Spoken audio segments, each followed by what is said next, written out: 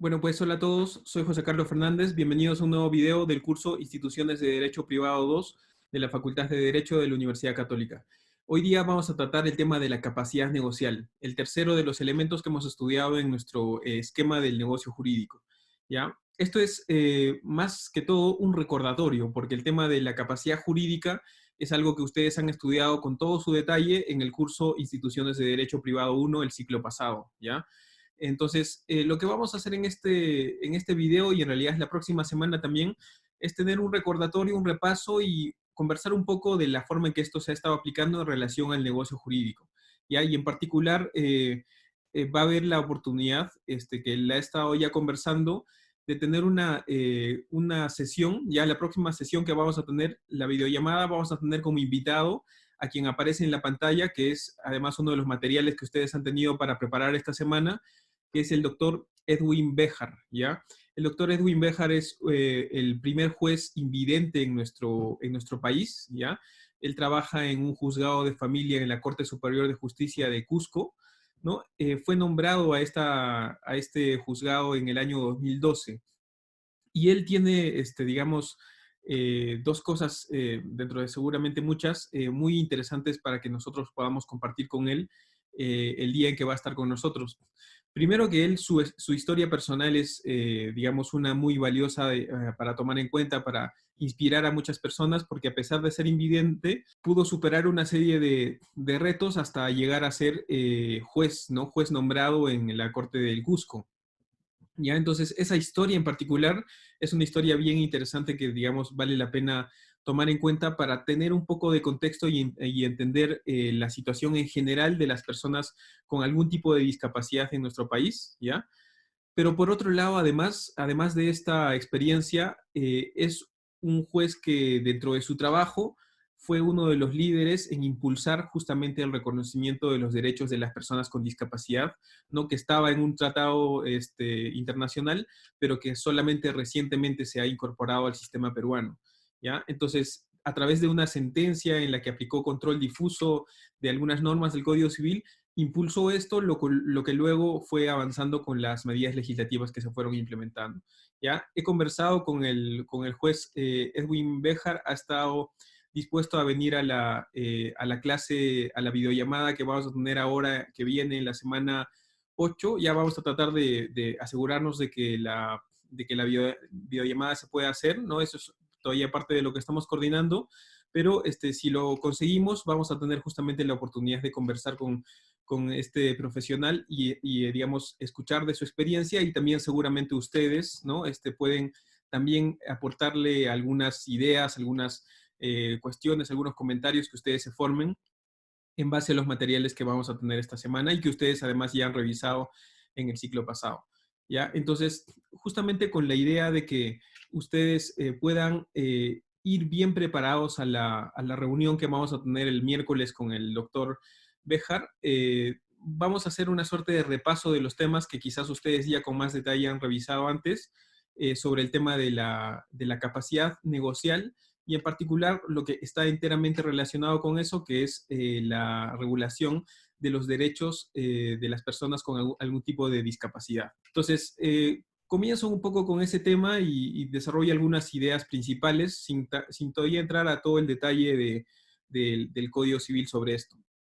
En principio, como ustedes saben, ha habido un cambio de paradigma respecto del tema del tratamiento de las personas con discapacidad, ¿ya? En primer lugar, esto pasa por el hecho de que hay la estadística que viene del último censo que se produjo en el año 2017, que menciona que son alrededor de 3 millones de personas en nuestro país que tienen algún tipo de discapacidad, ¿ya? Eso es básicamente el 10% de la población. Entonces, eso nos hace pensar primero que en realidad cuando estamos hablando de esta problemática, no estamos hablando de una problemática marginal, sino más bien de algo que está, digamos, muy presente en general en los hogares o en las familias y en la sociedad, ¿ya? Eso es una cosa bien importante que tomar en cuenta, ¿ya? Y un segundo punto a tomar en cuenta es que si bien teníamos un sistema que de algún modo trataba este tema digamos, en la versión previa del Código Civil, antes de que este sea modificado por esta norma importante que fue el Decreto Legislativo 1384, ¿ya? Si bien teníamos un tratamiento específico del tema de la capacidad, ¿ya? Digamos, además de su propia regulación jurídica, tenía algunas connotaciones un poco complicadas, que son justamente las que, además de lo jurídico, se tratan de cambiar con esta política pública.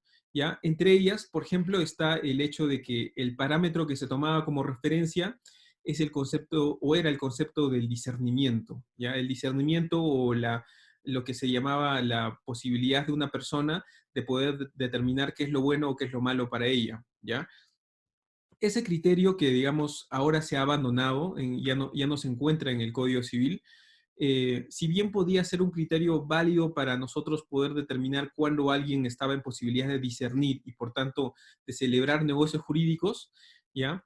El problema que tenía es que se encontraba en un esquema ya no solo jurídico, sino político, social o hasta cultural, un poco cuestionable, ¿no? O quizás bien cuestionable. Se habla quizás más que con una perspectiva acertada en lo histórico, más bien como una forma de explicar esto de manera pedagógica, que en el tiempo se pasó de un esquema, primero el más antiguo de tratamiento de las personas con algún tipo de deficiencia, que es el de los tiempos antiguos. Creo que hace referencia de cuando en tiempos antiguos y específicamente en Esparta se tomaba a los niños que tenían algún tipo de discapacidad y se los lanzaba desde el monte Taigeto, ¿no? Que era, digamos, una perspectiva que se atribuía a una sociedad guerrera como la espartana, donde se esperaba que que las personas crezcan para ser guerreros y pelear frente a otras naciones, ¿no? Entonces, esa perspectiva se dice que es la perspectiva inicial que se tenía con respecto a las personas con discapacidad.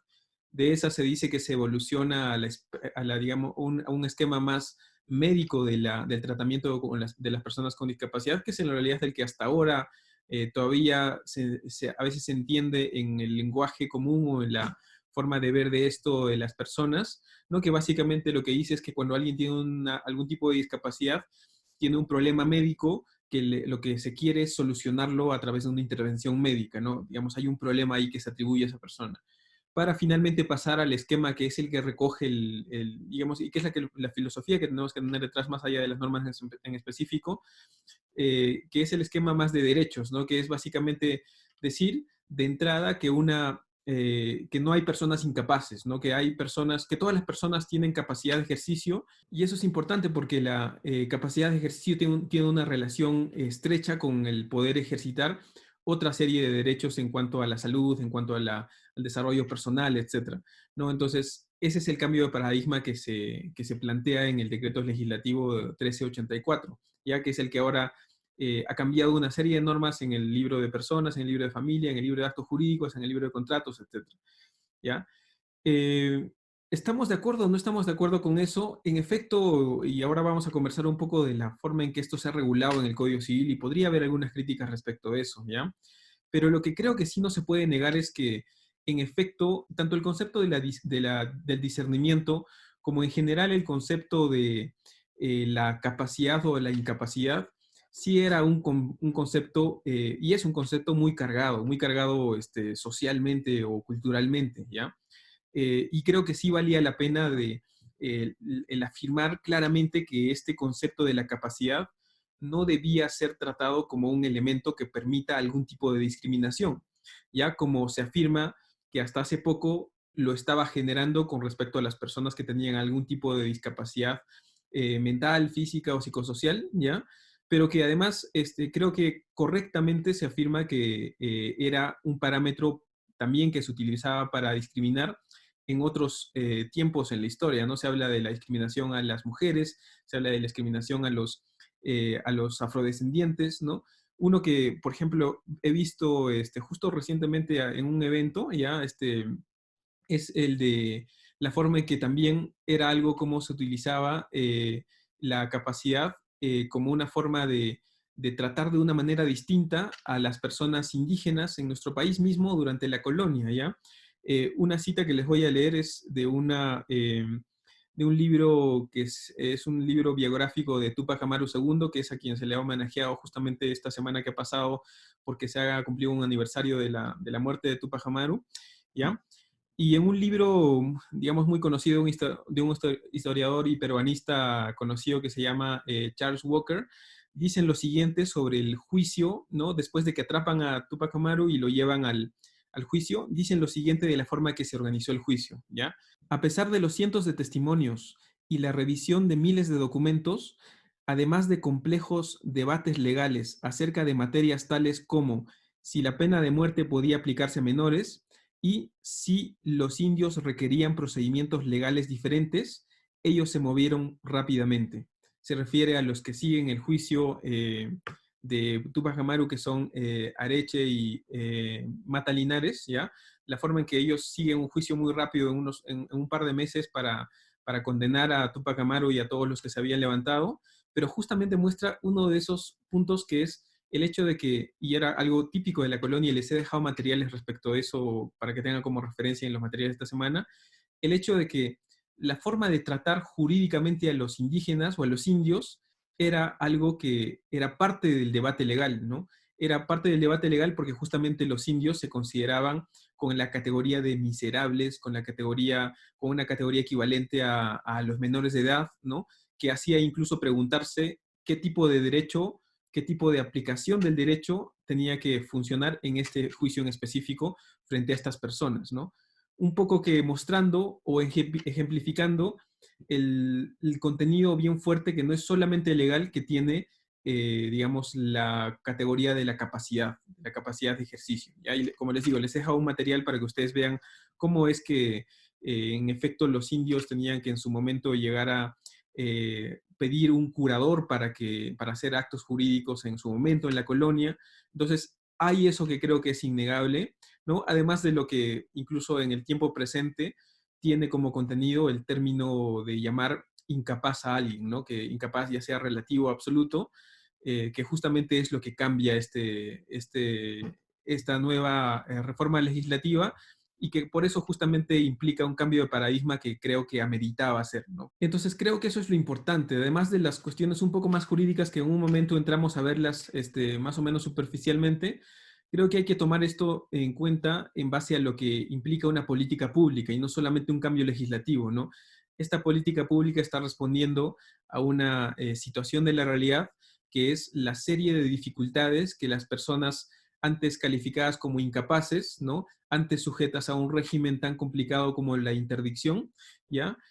Tenían al momento de, por ejemplo, tener que hacer contratos de la vida diaria o algunas acciones de la vida diaria, ¿no? Entre las cuales se encuentra, por ejemplo, ir a sacar un crédito a un banco, aun cuando tengan el patrimonio suficiente para respaldar la posibilidad del pago de un crédito, por ejemplo, hacer un testamento o casarse, ¿no? O en general desarrollarse en su vida personal, o algo de lo que también es uno de las que estadísticamente ha generado la necesidad de reconocer la posibilidad de los incapaces anteriormente llamados así de hacer actos jurídicos, por ejemplo, para recoger las pensiones que les correspondían, ¿no? Que se les exigía tener un curador nombrado, ¿no? Todo eso es lo que se busca cambiar justamente con esta política pública que cambia esta percepción y lo que hace es atribuirles a todos la capacidad de ejercicio, ¿ya?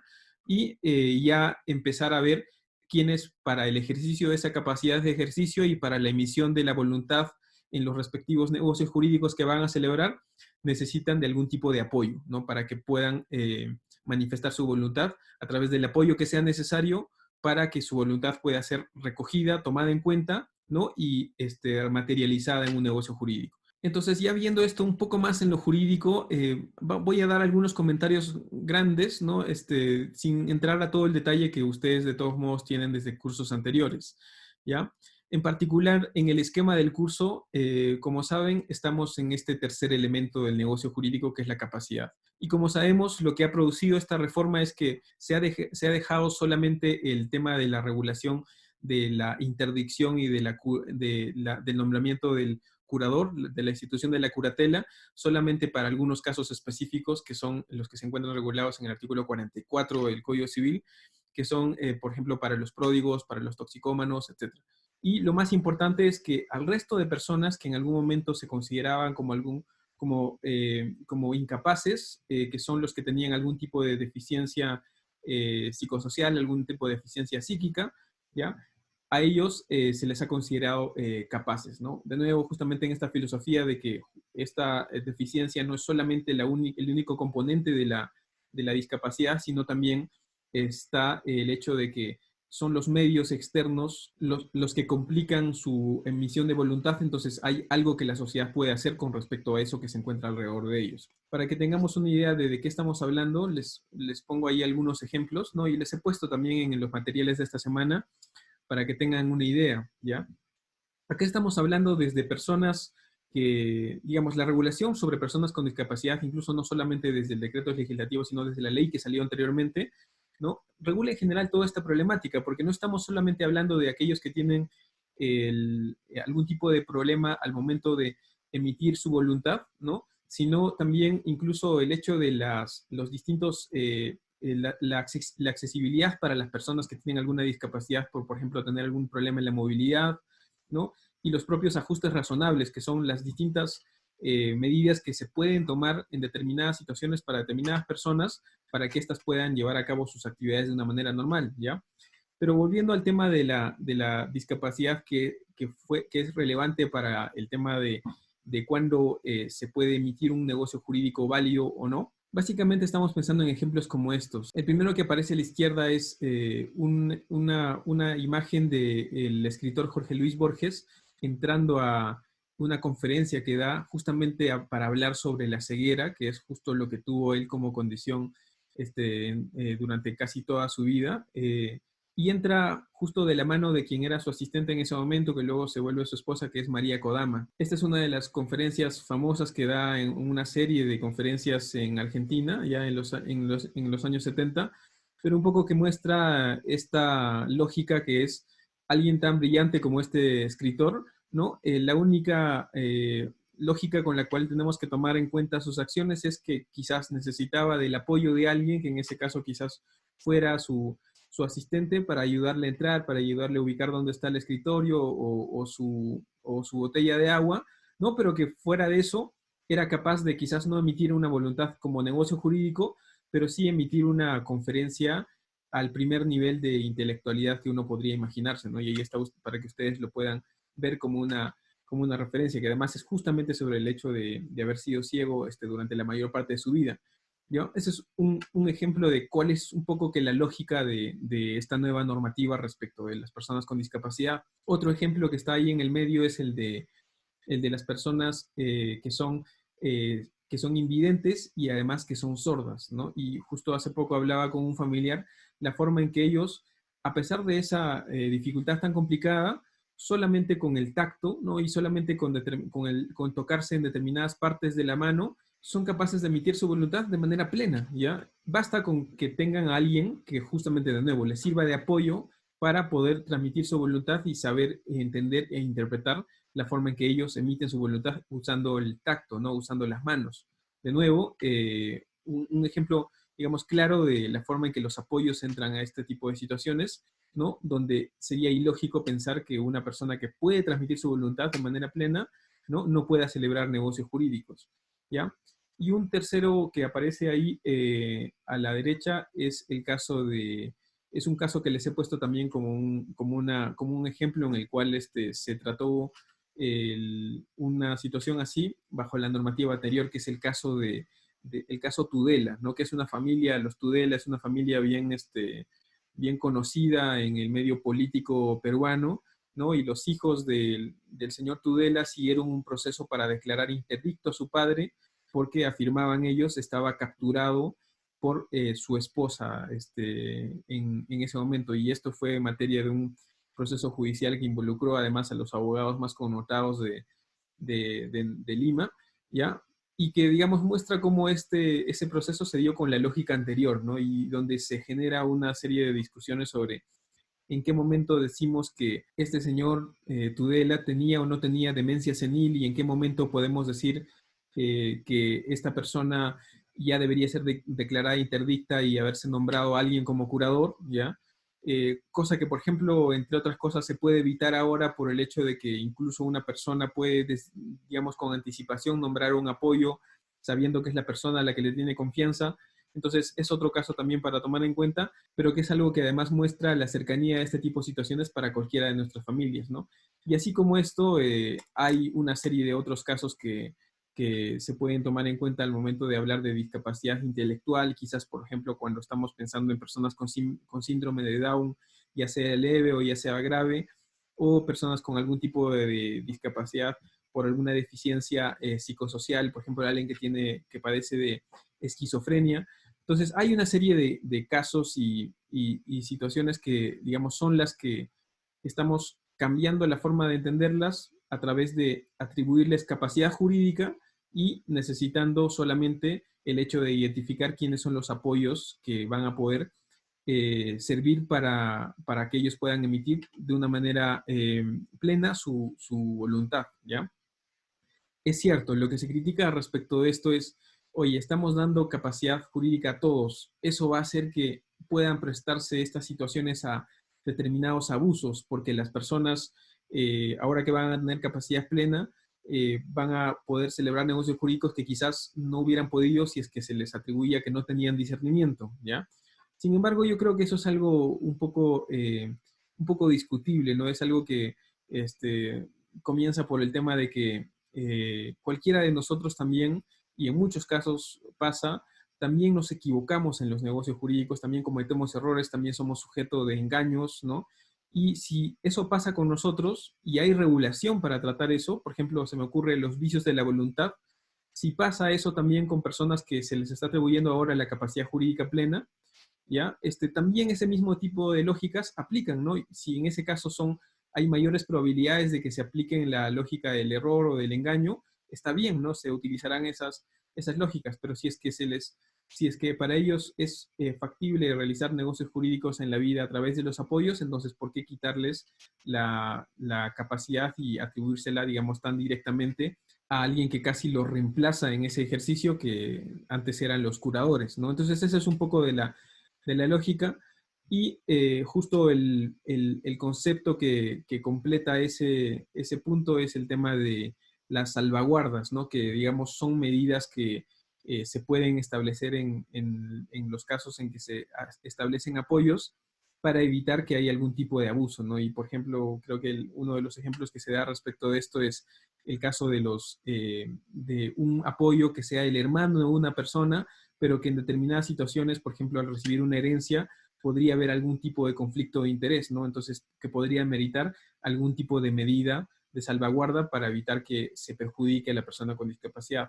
Entonces, hay las formas de evitar ese tipo de situaciones un poco más complicadas. Entonces, eso es básicamente los apoyos, los que ayudan tanto en la emisión de las expresiones de voluntad, en la interpretación de las expresiones de voluntad, o incluso en determinados casos y en casos un poco más excepcionales, que pueden hasta tener una suerte de representación de la persona cuando incluso se trata de personas con discapacidad, que ya su posibilidad de expresar una voluntad ya es casi nula, ¿no? O, por ejemplo, una persona que está en coma, ¿no? Donde ya sí se necesita y hasta se puede pedir la imposición de un apoyo para que haga las veces de su representante. Ahora bien, esta reforma legislativa que se ha producido con el decreto legislativo 1384, evidentemente no está exenta de distintas críticas que hay. Les he dejado también un material que tiene esa posición crítica respecto de esto, ¿ya?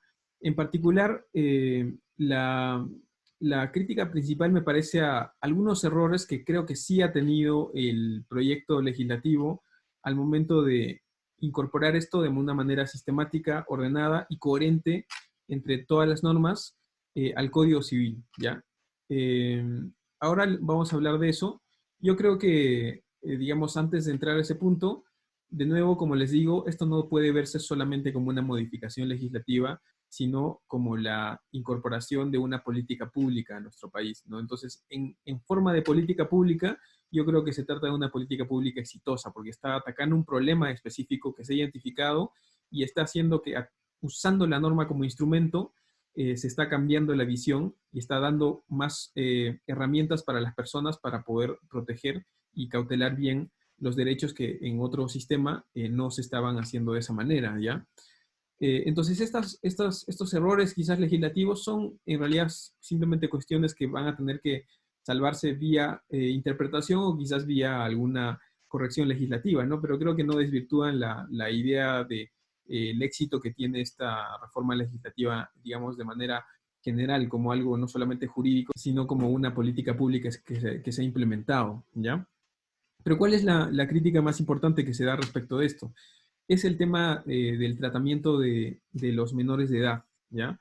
De los que tienen menos de 16 años. En el caso de los menores de edad, es claro que ellos son considerados como incapaces absolutos, pero había el famoso artículo 1358, que está más bien en la parte de contratos, pero que decía que una persona, un menor de edad, un niño, tenía la posibilidad de ir a una tienda o subirse a un bus, ¿no? Y ese acto jurídico, en la medida que esta persona tenía discernimiento y se trataba de un acto jurídico, un negocio jurídico relacionado a su vida ordinaria, era válido, a pesar de que era una persona incapaz absoluta. Entonces, si iba y compraba una galleta o unos dulces en la tienda, eso debía entenderse como un negocio válido a través de esa interpretación de esa norma.